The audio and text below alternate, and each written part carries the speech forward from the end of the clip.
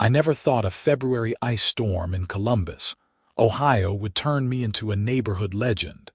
But here I am, watching Karen Whitmore from the HOA slip across her driveway for the third time this morning while sipping my coffee.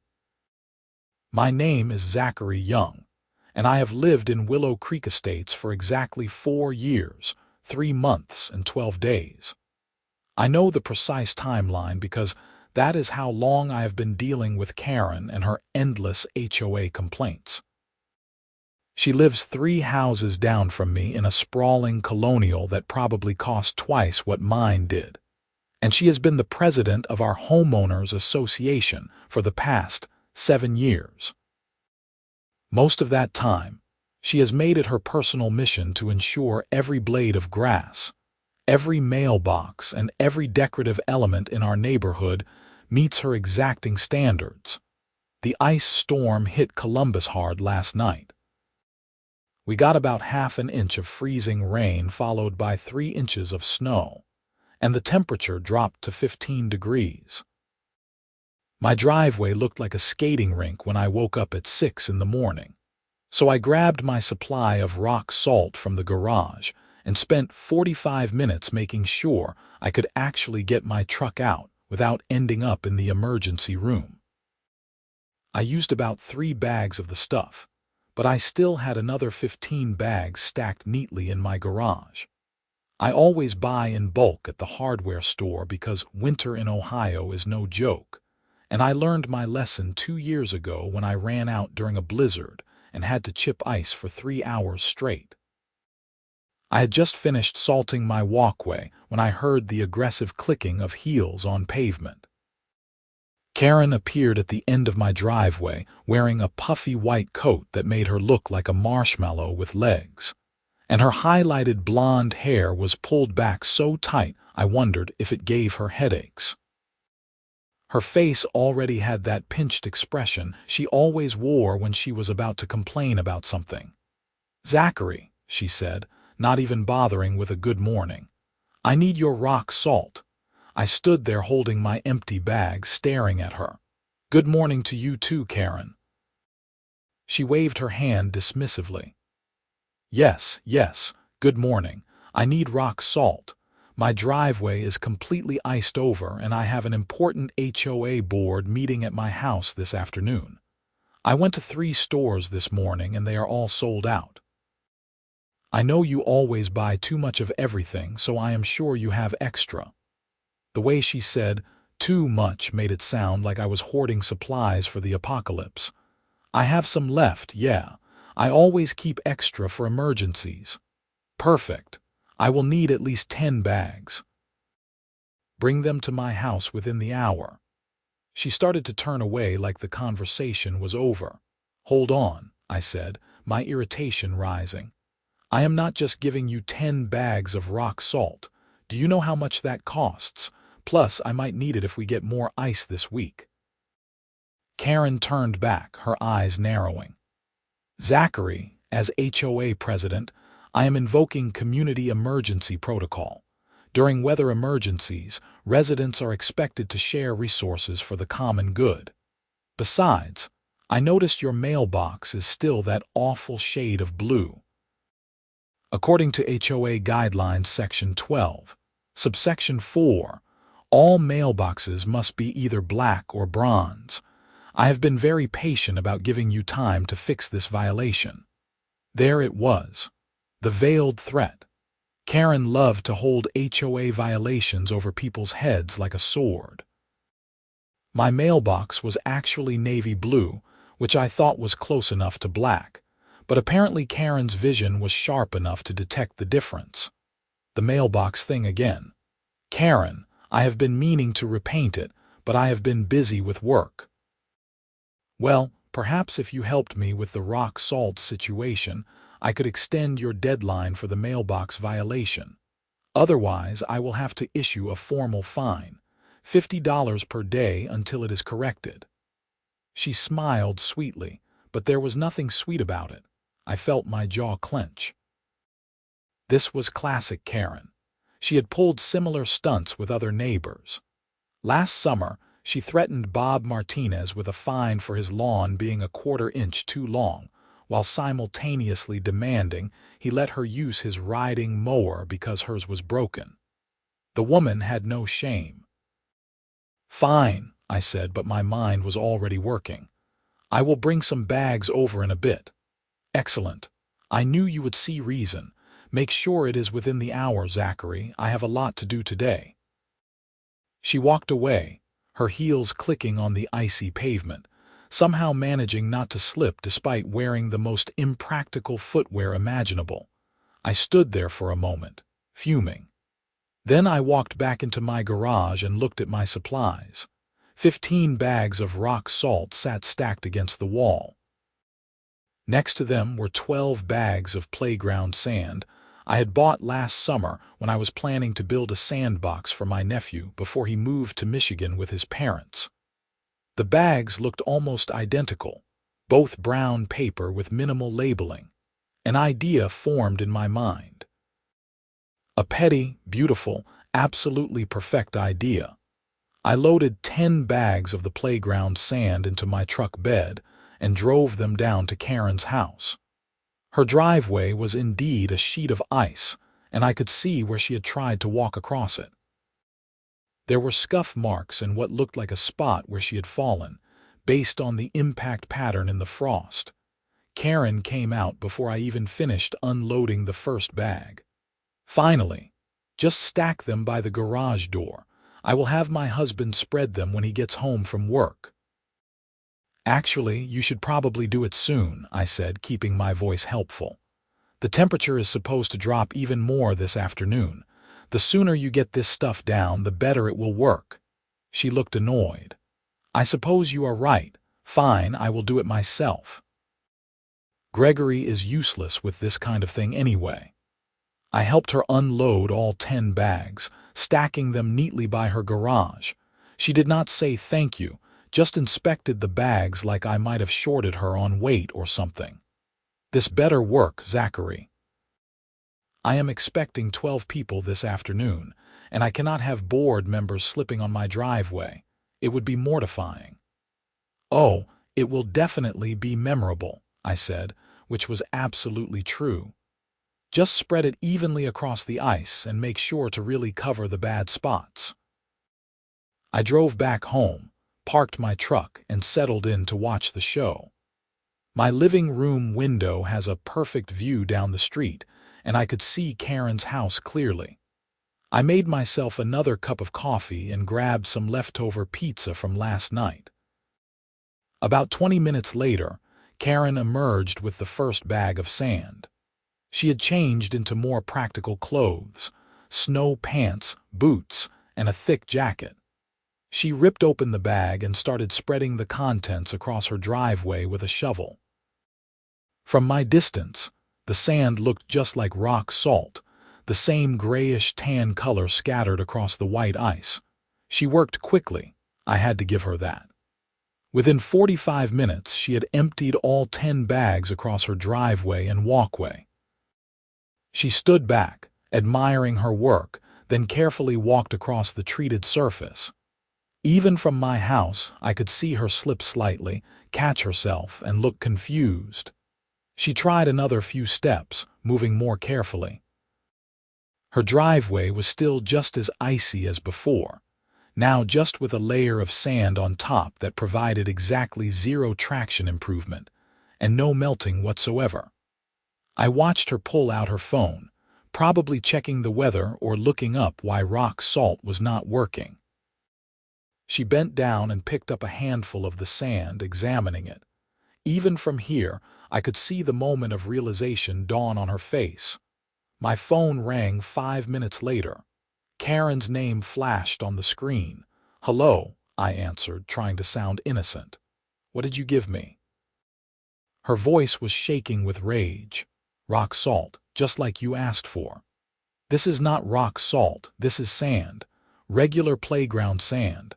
My driveway is still completely iced over and now I have sand everywhere. Really? That is weird. Maybe you got a defective batch." You know how quality control can be sometimes. "Zachary Young, You did this on purpose. You gave me Sandbox sand instead of rock salt. I have a board meeting in less than 2 hours and my driveway is a death trap. Karen, I am not sure what you are talking about. I gave you what you asked for. If you are having problems, maybe you did not spread it correctly. She made a sound like a tea kettle about to explode. I am reporting this to the HOA board. This is sabotage. This is destruction of property. This is petty, like threatening me with daily fines over a mailbox color. I kept my voice calm, which I knew would infuriate her more. You will regret this, Zachary, I promise you that. She hung up. I sat back, feeling more satisfied than I probably should have. Was it petty? Absolutely. Was it justified? In my opinion, yes. Karen had been terrorizing this neighborhood for years with her power trips and threats. Someone needed to remind her that she could not just bully people into giving her whatever she wanted. The board meeting time arrived, and I watched from my window as cars started pulling up to Karen's house. The first board member, a woman named Patricia whom I recognized from neighborhood events, got out of her car and immediately slipped on Karen's driveway. She caught herself on the car door, but I could see her yelling something. The second board member, an older gentleman named Harold, inched his way up the driveway like he was crossing a minefield. By the time all 12 board members had arrived, there had been multiple slips, at least one complete fall that I witnessed, and a lot of angry gestures toward the driveway. I could not hear what they were saying, but body language told me plenty. Karen stood at her front door, her arms crossed, her face red even from this distance.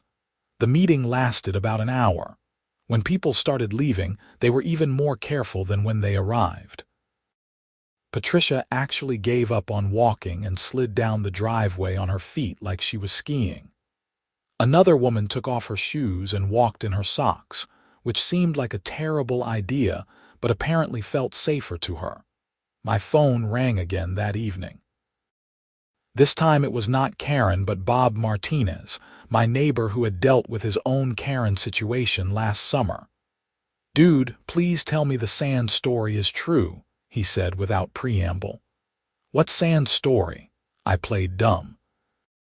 "Karen is telling everyone you sabotaged her by giving her playground sand instead of rock salt. Patricia called me because she wants to know if there is grounds to fine you. I told her I had no idea what she was talking about, but privately, I think you are a hero." I laughed. "I gave her exactly what she deserved, Bob. She threatened me with daily fines if I did not hand over my rock salt supply. She has been holding that stupid mailbox violation over my head for months. Oh man, I love it. Half the board is furious at her right now because 3 people almost got seriously hurt on her driveway. Harold is talking about calling a special meeting to discuss whether she is fit to be president if she cannot even maintain safe conditions for official HOA business. This was better than I expected. Really, really. Look, I am not saying what you did was mature or responsible, but Karen has had this coming for a long time. She tried to fine me $300 last year because my grass was too long. Meanwhile, her own backyard looks like a jungle. She is a hypocrite who loves power but hates responsibility. We talked for a few more minutes before hanging up. I felt vindicated but also slightly nervous. Karen was not the type to let something like this go. She would retaliate, I was sure of it. The next morning, I found a formal letter from the HOA in my mailbox. It was a violation notice for my mailbox color, just as threatened, with daily fines of $50 starting immediately. There was also a second notice for creating hazardous conditions for HOA board members through willful deception and sabotage. That one demanded I pay for professional ice removal services for Karen's driveway, plus reimbursement for the damaged sand-covered surface. Total demanded payment, $850. I took photos of both letters and called my lawyer friend, Marcus Chen, who lived over in the German Village neighborhood. Marcus had helped me review the HOA documents when I first bought my house, and he had warned me then that the rules were unusually strict and vaguely worded, which gave the board a lot of power. "They cannot fine you for giving her sand," Marcus said after I explained the situation. "First, you are not under any legal obligation to give her anything. Second, she accepted the bags without verifying what they were. Third, and most importantly, there is no HOA rule that says you must provide accurate winter weather supplies to other residents during emergencies. That is not even a real thing. What about the mailbox fine? That one is trickier. If the HOA guidelines specifically state mailboxes must be black or bronze, and yours is clearly blue, then technically they can fine you. However, $50 per day is excessive and probably not enforceable. Most HOA fines cap out at $25 per day for minor violations, and mailbox color definitely counts as minor. I would send them a formal response refusing to pay both fines and offering to repaint your mailbox within 30 days as a good faith gesture. I drafted the response letter that afternoon, keeping it professional but firm. I stated that I would repaint my mailbox by mid-March, weather permitting, but I would not be paying any fines for either violation. I dropped it off at Karen's house since she was the HOA president, and all correspondence went through her. She answered the door with a smile that did not reach her eyes. "Zachary, how nice of you to deliver this in person. Just want to make sure there is no confusion about my position," I said. "Oh, there is no confusion. You are refusing to follow HOA rules and you deliberately sabotaged a board meeting. The consequences will be severe." She took the envelope from my hand. "You should also know that I have called an emergency board meeting for tomorrow night to discuss your membership in this community. Residents who actively work against the HOA's interests can be subject to additional penalties, including potential legal action to force the sale of their property." My stomach dropped. "You cannot force me to sell my house. Read your HOA agreement, Section 27. In extreme cases of repeated violations and hostile action toward the board, we absolutely can pursue legal remedies that include forced sale. I have already spoken to our HOA attorney, and he agrees this situation qualifies." She started to close the door. "Have a good evening, Zachary." I walked back to my house feeling significantly less victorious than I had that morning. Could they really force me to sell? I called Marcus immediately. "Let me look at your HOA documents again," he said. I could hear papers rustling in the background. "Okay, Section 27 does mention forced sale, but the requirements are very specific. You would need to have at least 5 separate violations within a 12-month period, all properly documented and appealed through the official process. Plus, the violation would need to represent a significant threat to property values or community safety. A blue mailbox and some Sandbox sand do not meet that threshold. Karen seems to think otherwise. Karen can think whatever she wants. The reality is that forcing a homeowner to sell is incredibly difficult and expensive for an HOA.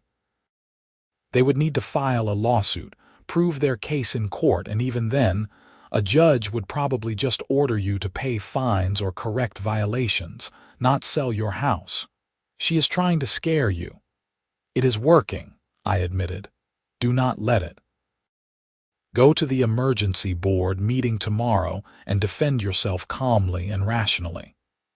Explain that you were not required to provide supplies, that Karen coerced you with threats of fines, and that you have already agreed to fix the mailbox issue. If they vote to pursue legal action, we will deal with it, but I seriously doubt it will get that far." The emergency board meeting was held at the community clubhouse. a small building near the neighborhood entrance that hosted HOA functions and occasional resident parties. I arrived at 7 in the evening to find about 30 people already there, far more than usually attended board meetings. Apparently, word had spread about the situation, and people wanted to see the drama unfold.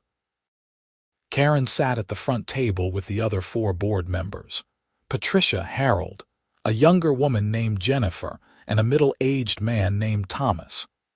Karen called the meeting to order and immediately launched into a description of my crimes. Zachary Young deliberately deceived me by providing playground sand when I specifically requested rock salt during a weather emergency. This resulted in hazardous conditions that endangered 12 board members, one of whom sustained minor injuries from a fall. Additionally, Mr. Young has been in violation of mailbox color requirements for over 4 months, despite multiple warnings. His pattern of disregard for community standards and active sabotage of HOA operations demonstrates that he is not fit to be a member of this community. She made it sound so official and damning. Several residents were nodding along, looking at me with disapproval. "Mr. Young, would you like to respond?" Harold asked. He sounded more reasonable than Karen, which gave me hope. I stood up, my heart pounding. "Yes, thank you. First, I want to clarify what actually happened. Karen came to my house and demanded 10 bags of rock salt, threatening me with daily fines if I did not comply. I was under no obligation to give her anything. Rock salt was sold out everywhere because of the storm, meaning I could not replace what I gave away. When someone demands your property under threat of fines, that is coercion." "That is absurd," Karen interrupted. "I was invoking emergency protocols." "What emergency protocols?" I asked. "Can you show me in the HOA documents where it says residents must provide supplies to board members on demand?" Karen's face reddened. "It is common sense. Community cooperation during emergencies. Cooperation is voluntary. Coercion is not." When I realized I could not spare my actual rock salt supply, I provided what I could. If Karen had checked what she was receiving instead of just demanding I deliver it immediately, she would have noticed it was not rock salt. "You deliberately deceived me," Karen shouted, standing up. "I gave you sand for your icy driveway. Sand can provide traction on ice. It is not my fault you expected it to melt the ice. Maybe you should have gone to a store yourself instead of bullying a neighbor into giving you his supplies." Several residents laughed at that. I could see Bob Martinez in the back row, grinning widely. Patricia spoke up. "Karen, did you actually threaten him with fines if he did not give you the salt?" I reminded him of an existing violation and suggested that cooperative behavior might be viewed favorably, Karen said stiffly. "That is called a quid pro quo threat," Thomas said, frowning. "We discussed this last year, Karen. You cannot use violations as leverage to get what you want from residents. That is an abuse of your position." "I was trying to ensure safe conditions for a board meeting," Karen insisted. "At your house," Jennifer added. "A board meeting you scheduled at your house. Why did we not meet here at the clubhouse like usual?" Karen faltered. "I thought it would be more convenient." "More convenient for you, maybe," Harold said. "Karen, I think we need to seriously discuss whether this incident represents an abuse of authority. Threatening residents with fines to extract property or services from them is exactly the kind of behavior we have warned you about." The meeting devolved into arguments between board members. About half the residents seemed to support me, while others thought I should have just given Karen real rock salt and avoided the whole mess. After an hour of debate, the board voted on whether to pursue legal action against me for forced sale. The vote was 4-1 against, with only Karen voting yes. "However," Harold said, looking at me seriously, You do need to fix the mailbox within 30 days or we will be forced to fine you. And Zachary, in the future, if you have a problem with how Karen or any board member is treating you, please bring it to the full board's attention immediately. We cannot fix problems we do not know about.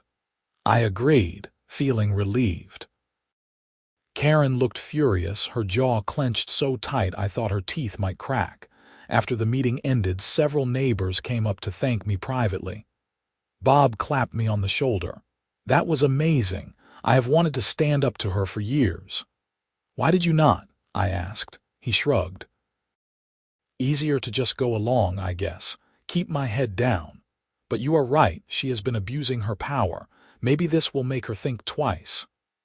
I wanted to believe that, but I knew Karen better than that by now. Over the next week, things seemed to calm down. I bought paint for my mailbox and planned to tackle the job as soon as temperatures rose above freezing consistently. Karen had not contacted me directly, which I took as a good sign. Then the violations started multiplying. First, I got a notice that my trash cans were visible from the street, violating Section 8, subsection 12 of the HOA guidelines. I had been putting my trash cans in the same spot every week for 4 years without issue, but suddenly it was a problem. Fine, $50 if not corrected within 48 hours. 2 days later, another notice. My garden hose was visible in my front yard, violation of Section 15, subsection 3. Fine, $50. 3 days after that, my front porch light was too bright and creating light pollution. Section 19, subsection 7. Fine, $50. Every single violation came with Karen's signature and a 48-hour correction window. She was trying to bury me in fines for things that had never been problems before. I documented everything and sent copies to Marcus. This is harassment, he said immediately. She is selectively enforcing rules against you that she ignores for everyone else. Do you have any photos of other houses in the neighborhood? I did better than that. I spent an entire Saturday driving through Willow Creek Estates with my camera, documenting every single violation I could find. Trash cans visible from the street, 14 houses including Karen's. Garden hoses in front yards, 8 houses including Patricia's. Bright porch lights, at least 20 houses. I compiled everything into a detailed report and sent it to the entire HOA board with the subject line, Selective Enforcement and Harassment. In the email, I laid out every violation Karen had cited against me, along with photographic evidence of identical violations at other properties, including Karen's own house. Thomas responded first. This is very concerning. Thank you for bringing it to our attention. Patricia responded next. I had no idea my hose was a violation. Karen never mentioned it to me. Harold called an emergency board meeting, this time without Karen's input. I attended along with about 15 other residents who had received similar harassment violations over the past few months. It turned out Karen had been targeting multiple people she perceived as enemies or threats to her authority. The board meeting lasted 3 hours. Karen tried to defend herself, claiming she was just enforcing rules that had always existed. But when confronted with evidence that she ignored the same violations at her own property and at the properties of her friends, she had no good answer. Finally, Harold moved for a vote of no confidence in Karen's presidency. I have been on this board for 9 years, and I have never seen such blatant abuse of power. Karen, you have used your position to bully and harass residents, selectively enforce rules based on personal vendettas, and create a hostile environment in this community. I move that we remove you as president effective immediately. Jennifer seconded the motion. The vote was 4-0 in favor, with Karen abstaining because the vote was about her. Karen stood up, her face pale. "You cannot do this. I have been president for 7 years. I have improved property values. I have maintained standards." "You have terrorized people," Thomas said quietly. "That is not leadership, Karen. That is tyranny." She grabbed her coat and purse and stormed out of the clubhouse. I heard her car peel out of the parking lot, tires squealing. The board appointed Harold as interim president and voted to rescind all fines issued in the past 6 months, pending individual review to determine which were legitimate and which were harassment-based. They also voted to establish new oversight procedures to prevent any single board member from having too much unilateral power. I walked out of that meeting feeling lighter than I had in months. Bob caught up with me in the parking lot. "We should have done this years ago," he said. "She made everyone miserable, but we all just accepted it because fighting back seemed too hard." "Sometimes you have to stand up to bullies," I said, "even when it is petty and ridiculous and over something as stupid as rock salt." Over the next few weeks, the neighborhood atmosphere improved dramatically. Harold proved to be a fair and reasonable president who actually listened to residents instead of dictating to them.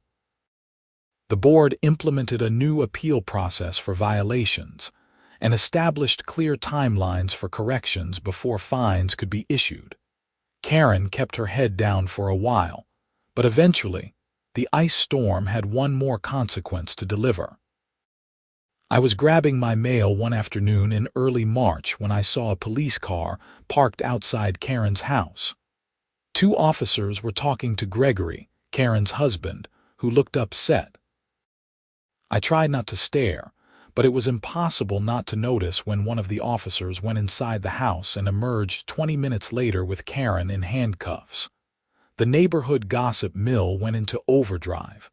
Bob texted me within an hour. "Did you see Karen get arrested? What did she do?" I had no idea, but I found out the next day when the story hit the local news. Karen had been embezzling money from the HOA funds. She had been HOA president for 7 years, during which time she had total control over the community's financial accounts. An audit triggered by her removal from the presidency revealed that she had been siphoning money for years, disguising the theft as legitimate expenses for neighborhood maintenance and improvements. The total amount stolen was over $47,000. The news report showed Karen's booking photo and detailed some of the fake expenses she had created. She had billed the HOA for landscaping services that never happened, repairs to the clubhouse that were never done, and legal consultations with attorneys who did not exist. She had been funneling the money into a private account and using it to fund her lifestyle, expensive clothes, luxury vacations, and home renovations. Gregory claimed he had no knowledge of the theft, and investigators seemed to believe him. Karen was charged with embezzlement, fraud, and theft, all felonies that carried significant prison time. The HOA held another emergency meeting to discuss the situation. A lawyer explained that we could potentially recover some of the stolen money through insurance and through seizure of Karen's assets if she was convicted. In the meantime, every homeowner would need to pay a special assessment to cover the shortfall in the HOA budget. My share was $312, which stung but felt worth it to be rid of Karen's reign of terror. The legal process moved slowly. Karen pleaded not guilty initially, claiming the money had been used for legitimate HOA purposes and that the auditors had made mistakes. But the evidence was overwhelming. Bank records, forged invoices, fake vendor contracts, all of it pointed to deliberate, systematic theft over multiple years. In July, 6 months after the initial arrest, Karen changed her plea to guilty as part of a deal with prosecutors. She was sentenced to 4 years in prison and ordered to pay full restitution to the HOA. Gregory filed for divorce within a week of her sentencing. The neighborhood slowly returned to normal. I repainted my mailbox a nice bronze color and actually started attending HOA meetings regularly, figuring that community involvement was the best way to prevent another Karen situation. Harold remained president and did an excellent job balancing rules enforcement with reasonable flexibility. On a cold morning in December, almost a year after the ice storm that started everything, I was salting my driveway when Bob walked over with 2 cups of coffee. "Thought you could use this," he said, handing me one. "Thanks." I took a sip, appreciating the warmth. "Did you hear Karen's house finally sold?" "Yeah, I saw the sign come down. Gregory apparently took a huge loss just to get rid of it and move on. Cannot blame him." We stood there in comfortable silence for a moment, watching the snow fall. "You know what the funny thing is?" Bob said eventually. "If she had just asked nicely for the rock salt, you probably would have given it to her." "Probably," I admitted. "I am not a monster, but she could not help herself. She had to make it a power play, had to threaten and coerce instead of just being a decent neighbor. And that led to her losing everything. Presidency, freedom, marriage, house, all because she could not stop being a bully." "The sand was just the catalyst," I said. "She did this to herself over years of stealing and abusing power. I just finally gave her the pushback she needed." "Still, it is a hell of a story. Karen demanded your rock salt supply, so you gave her Sandbox sand and watched her driveway stay icy, and somehow that led to her going to prison for embezzlement." Bob laughed. "You should write this down somewhere. No one would believe it otherwise." "Maybe I will," I said, smiling. The snow continued to fall, covering the street in fresh white. My driveway was perfectly salted and safe. Down the street, the empty house that used to be Karen's sat dark and vacant, a monument to what happens when people abuse the small amount of power they are given. I finished my coffee, thanked Bob, and went back inside to warm up. The ice storm and everything that followed felt like a distant memory now, but the lesson stuck with me. Stand up to bullies, even when it seems petty. Document everything, and never underestimate the consequences of giving someone exactly what they deserve. My phone buzzed with a text from the current HOA group chat. Harold had sent a weather alert about another potential ice storm coming in tonight, along with a reminder to salt driveways and check on elderly neighbors who might need help. The tone was helpful and community-minded, nothing like the dictatorial messages Karen used to send. Several neighbors responded with thanks and offers to help each other out. Patricia said she had extra salt if anyone needed it, no strings attached. Thomas offered to snowblow anyone's driveway who could not manage it themselves. This was what a homeowners association was supposed to be. Neighbors helping neighbors, not a dictatorship run by someone on a power trip. I checked my garage to make sure I still had plenty of rock salt, the real stuff this time. My 15 bags from last year were mostly gone, but I had restocked in November, learning from experience. I also still had most of that playground sand, sitting in the corner collecting dust. Looking at those sand bags made me think about that moment when Karen called me, rage in her voice, demanding to know what I had given her. I had felt guilty for about 2 seconds before remembering how she had threatened me, coerced me, and tried to force me to give up my supplies so she could have a nice driveway for a meeting she chose to host at her house. The guilt disappeared fast. I grabbed my snow shovel and rock salt and went back outside to prepare for the coming storm. A few neighbors were doing the same, and we waved to each other, called out friendly greetings, offered to help if needed. This was the neighborhood I had wanted to live in when I bought my house 4 years ago.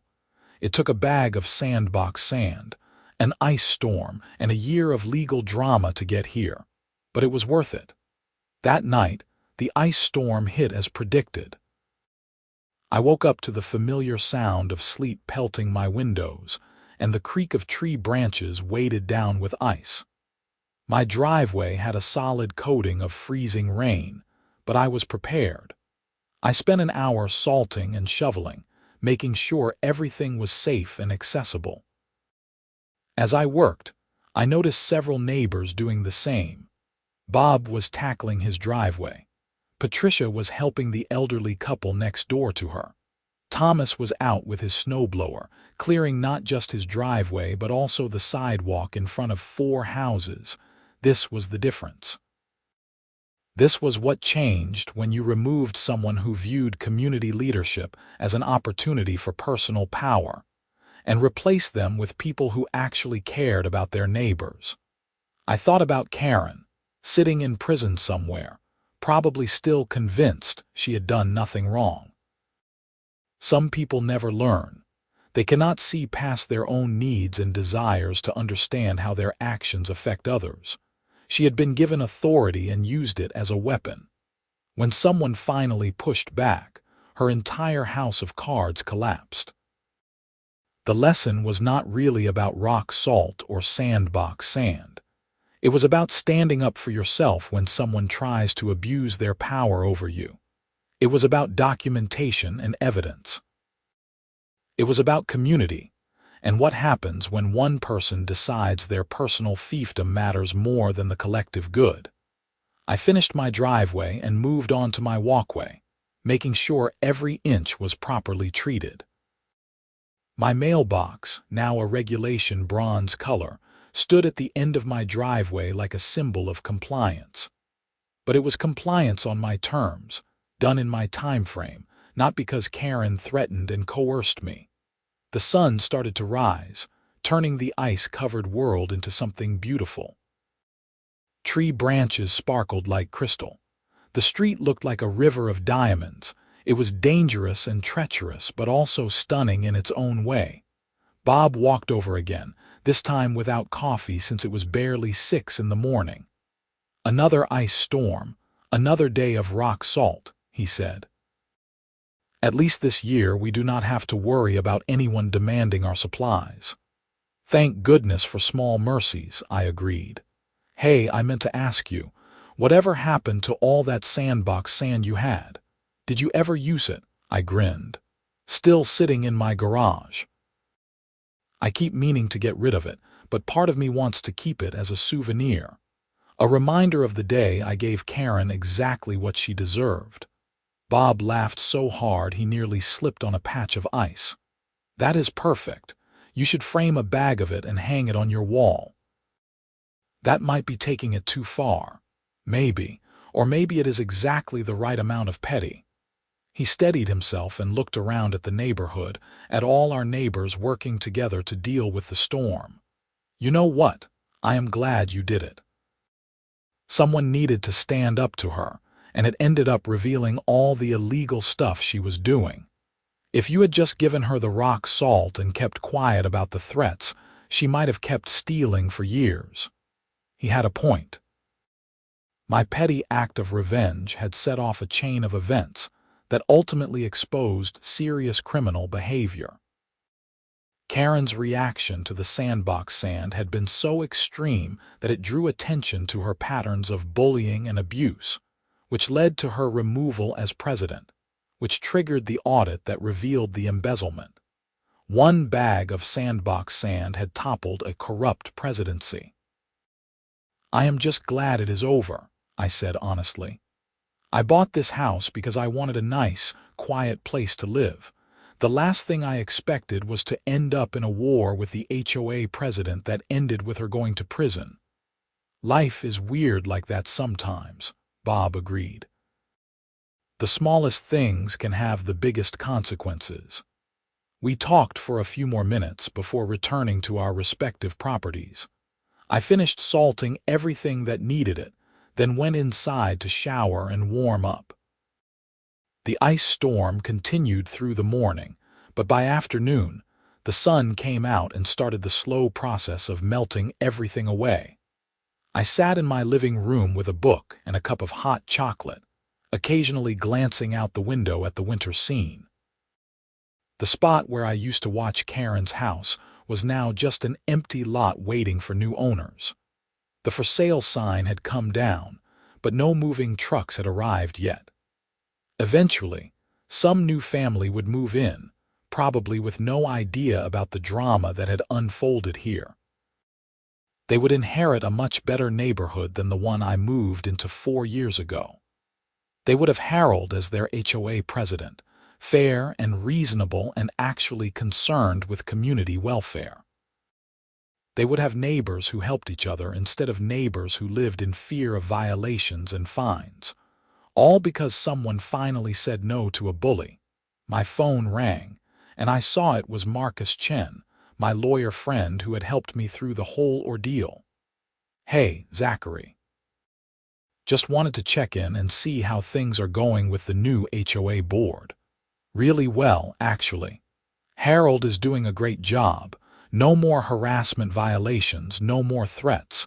It is like living in a completely different neighborhood." "That is excellent. And I thought you would want to know, Karen's restitution payments have started coming through. Your HOA should see about 60% of the stolen money returned over the next few years. The rest is gone, probably spent, but 60% is better than nothing." "That is good news. It will help with the budget shortfall. Also, I heard through the legal grapevine that she is not adjusting well to prison. Apparently, she keeps trying to organize the other inmates and tell them what to do. It is not going over well." I could not help but laugh at that image. Karen in prison, still trying to be in charge, still trying to control everyone around her. Some people never learned. "I almost feel bad for her," I said, though I did not really mean it. "Do not waste your sympathy. She stole nearly $50,000 from her neighbors and spent years making people miserable because she enjoyed having power over them. She earned every consequence coming her way." We chatted for a few more minutes before hanging up. I returned to my book, but my mind kept wandering back to that day last February when Karen appeared at my driveway demanding rock salt. In that moment, I had made a split-second decision to give her sand instead, a petty act of revenge that seemed harmless and satisfying. I could not have known it would expose years of criminal activity. I could not have predicted the domino effect that would follow. All I knew was that I was tired of being threatened and bullied, and I wanted to push back in some small way. The fact that it led to justice being served was almost accidental. Almost. The truth was, Karen had built her house of cards on a foundation of fear and intimidation. She kept people compliant through threats and selective enforcement. As long as everyone stayed scared and quiet, she could continue stealing and abusing her power indefinitely. But the moment someone pushed back, the moment someone said no and refused to be bullied, the whole structure became unstable. Other people found the courage to speak up. Patterns of abuse became visible. The investigation began. The Sandbox sand was not the cause of Karen's downfall. It was the catalyst that gave people permission to fight back. Evening came, and the temperature dropped again, refreezing anything that had melted during the afternoon sunshine. I went out one more time to check my driveway and add a bit more salt to problem areas. The neighborhood was quiet, lights glowing in windows, smoke rising from chimneys. This was home. This was what I had worked for and paid for and deserved to enjoy without harassment or threats, or someone abusing their tiny amount of power to make my life difficult.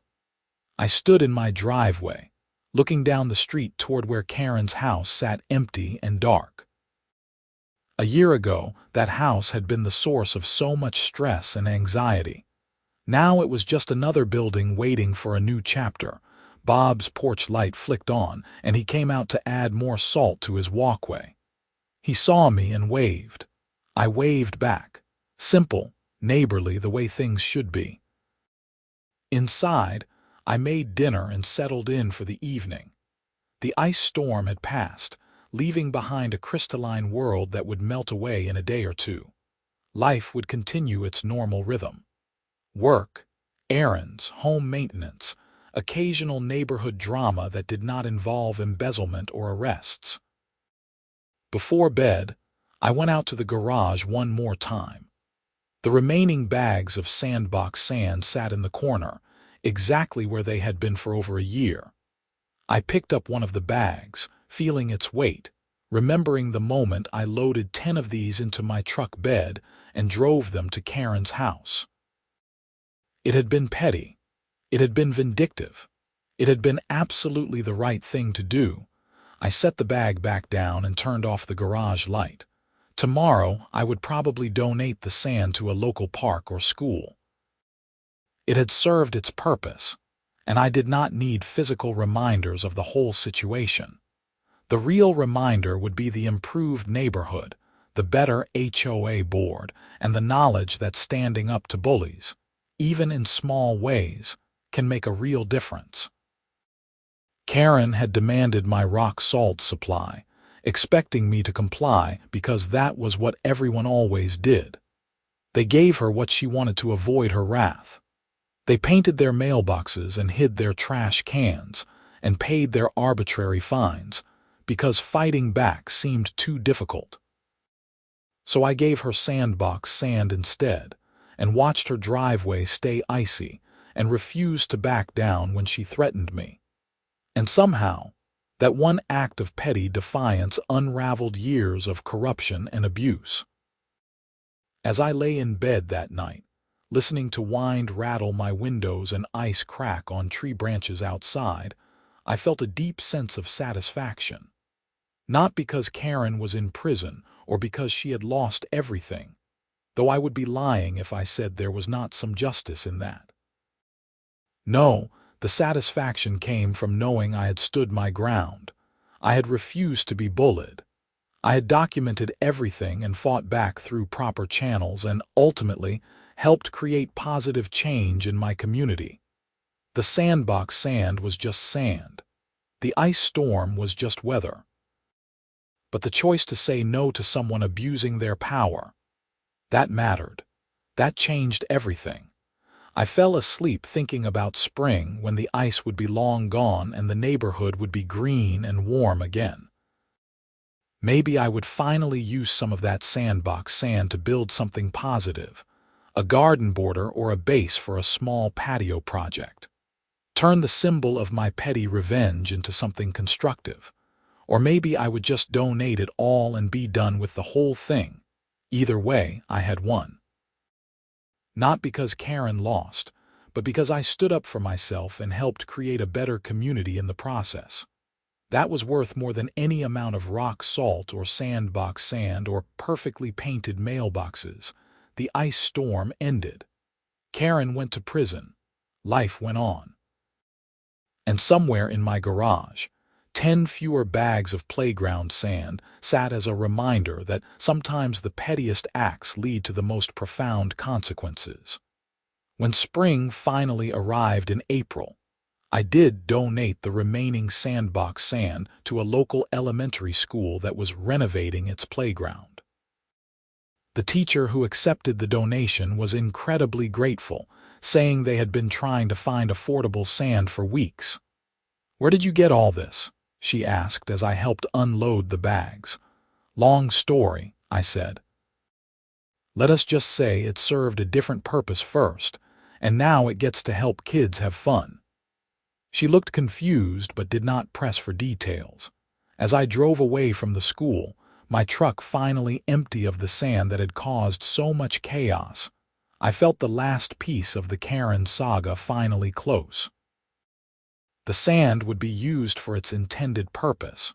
Children would play on it, and the whole ridiculous situation would fade into neighborhood legend. Bob still brought it up sometimes when we had cookouts or neighborhood gatherings. "Tell the new neighbors about the Sandbox sand incident," he would say with a grin. And I would tell the story, usually to shocked laughter and disbelief. The new family who eventually moved into Karen's old house in May were lovely people named the Williams family. They had 2 young kids and a friendly golden retriever. I helped them move some furniture on their first day, and Mrs. Williams asked me about the neighborhood. "It is pretty great," I told her honestly. "Very friendly, good HOA board. We had some issues a while back, but they have been resolved." "What kind of issues?" she asked. "The previous president was stealing from the HOA funds.